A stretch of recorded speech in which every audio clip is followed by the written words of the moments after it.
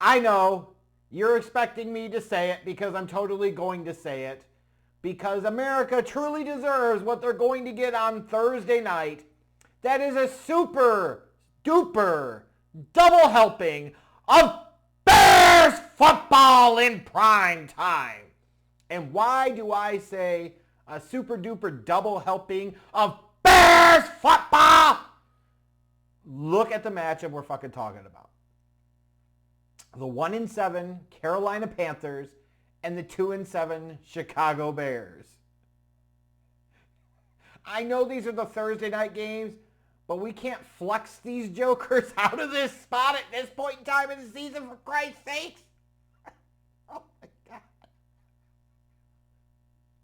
Could you imagine being a fan of either team at this particular moment and legitimately looking ahead to this one? Could you imagine being a fan dumb enough, stupid enough, and if you are actually paying money to go to that game Thursday night, you deserve that label and so much more. You're either a Panthers tard or a Bears tard, because who in the bluest of blue fucks would voluntarily fork over dough, and sizable dough at that, to go watch what inevitably certainly is going to be a primetime snooze fest shit show? Like, who does that? Why would anybody voluntarily do that to themselves? It's insane. Like, you look at the Carolina Panthers, and my God, you know, there's always that thing I've said about if you go and get your quarterback and it pans out, it was worth whatever price you paid. But damn it all, when you go get that quarterback, you better make sure it's the right one. And I continue to stand by the take that I had a couple of months before this year's draft. That the Carolina Panthers, with that first pick, their choices were either C.J. Stroud or Anthony Richardson. Deviating significantly from the prototype with the first pick is a recipe for disaster. You saw this to varying different degrees with the Browns and Baker Mayfield in the next year, with the Cardinals and Kyler Murray. You just don't do that. And yet the Panthers did. And what they've done is they've taken this young man that looks like he's a 7th grader playing on a varsity high school team. That's what he really looks like at this point. That's how striking the size differential is. They've dropped him into this dog shit scenario, this dog shit situation. To bring in Bryce Young, you had to trade away his wide receiver one in DJ Moore. That automatically means you're not bringing him into an ideal situation. His top pass catcher this year is Adam Thielen. I mean, good God. That offensive line can't block for shit. Now, thankfully for the Panthers, the Bears can't get after the quarterback worth of shit. So something's got to give here. Either the Panthers' offensive line is actually going to be able to protect Bryce Young, or the Bears are actually going to put up some sacks on Thursday night. I might lean towards the latter a little bit. You know, when you look at the other side of the fence, the Panthers, it looks like, will be without Brian Burns and anybody that has any type of credibility in terms of an NFL pass rusher. They're going to be starting a bunch of guys that have no sacks on the season. That's a recipe for success. For the Bears, it sounds like, depending on your interpretation of the Scarecrow's fucking press conference, you're saying, who the hell's the Scarecrow? Matt Eberflus, of course. If I only had a brain, if I only had a brain. I mean, could you imagine? Like, this is how much of a shit show we're talking about here. I've already talked about the Panthers, and there's more you could label in there, or throw in there. Somebody named Ryan Poles sat down and interviewed Matt Eberflus, who can't get through a press conference without fumble fucking the Bears football kingdom come, and said, that's a leader of men. That's who's got the vision. That's who's the guy I want running my shit. My shit. Bears football.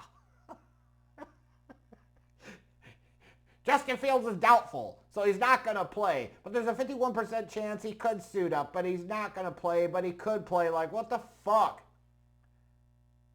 You can't afford to get some type of classes for Matt Eberflus to teach him how to handle the fucking media, how to string together a coherent thought. Again, though, when we're talking about the fucking Scarecrow, if he only had a brain.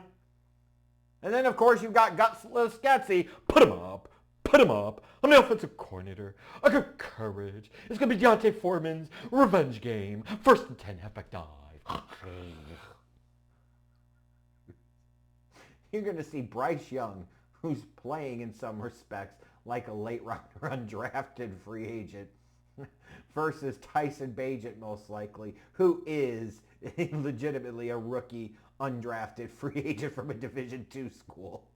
And you actually might go into this matchup on Thursday night and say the Bears actually have the advantage at the quarterback position.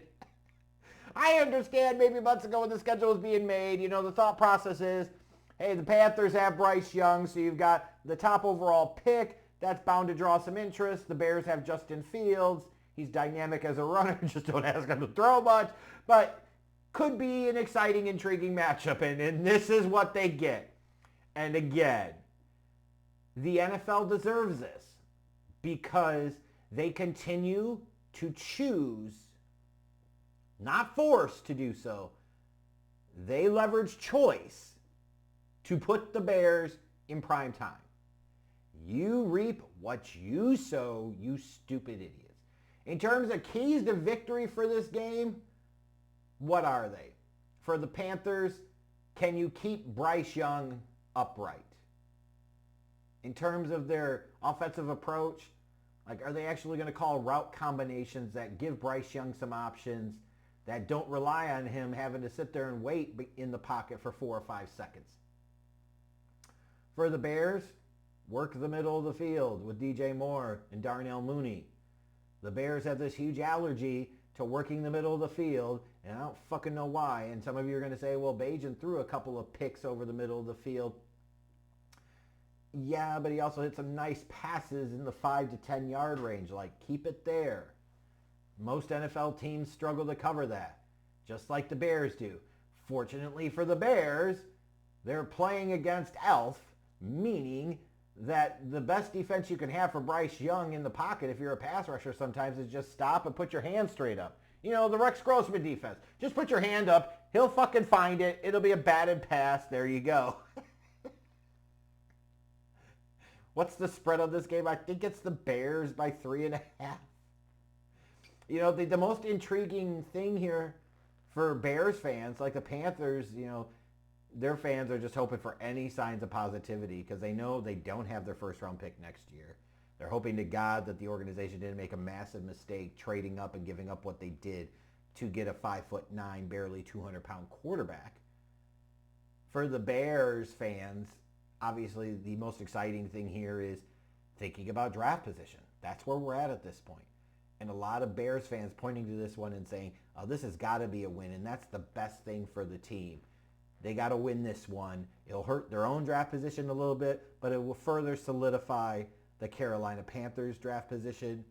They'll be at 1-8.